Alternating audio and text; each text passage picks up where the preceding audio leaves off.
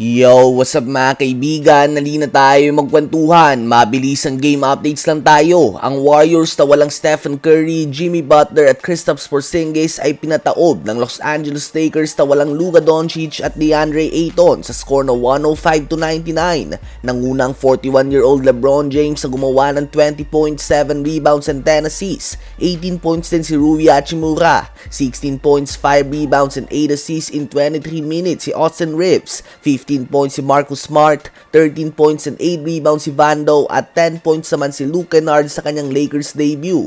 Ito na nga ang pangatlong sunod na panalo ng Lakers. Habang si Stephen Castle naman mga kaibigan ay nagkaroon ng kanyang best game sa NBA. Nagtala siya ng career high 40 points at sinamahan din niya ng 12 rebounds, 12 assists and 3 steals on 15 of 19 shooting sa field. Muling nakuha ng San Antonio Spurs ang panalo laban sa Dallas Mavericks sa score na 138-125.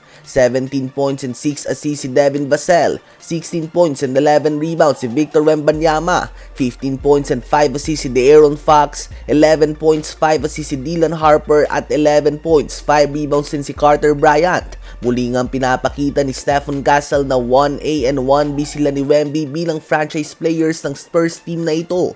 Habang 14 points lamang nagawa ni Cooper Flagg, kaya naman dito na nga magtatapos sa magkakasunod na laro niya kung saan nagtatala siya na mahigit sa 30 points. Nagtala din ng halimaw na triple-double ang 3-time MVP Nikola Jokic na 22 points, 14 rebounds, 17 assists and 4 blocks on 7 of 12 shooting sa field.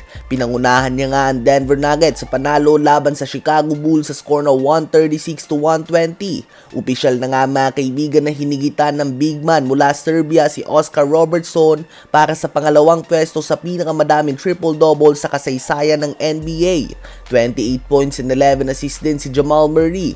23 points si Tim Hardaway Jr. mula sa bench. 19 points si Julian Stroughter at 14 points din si Cam Johnson sa kanyang pagbabalik. Mukhang legit nga talaga ang Charlotte Hornets mga kaibigan dahil nakuha na nga nila ang kanilang ikasyam na sunod na panalo matapos sa talunin ng Atlanta Hawks sa score na 126-119. Si Miles Bridges ay gumawa ng 26 points, 6 rebounds and 5 assists to lead the way.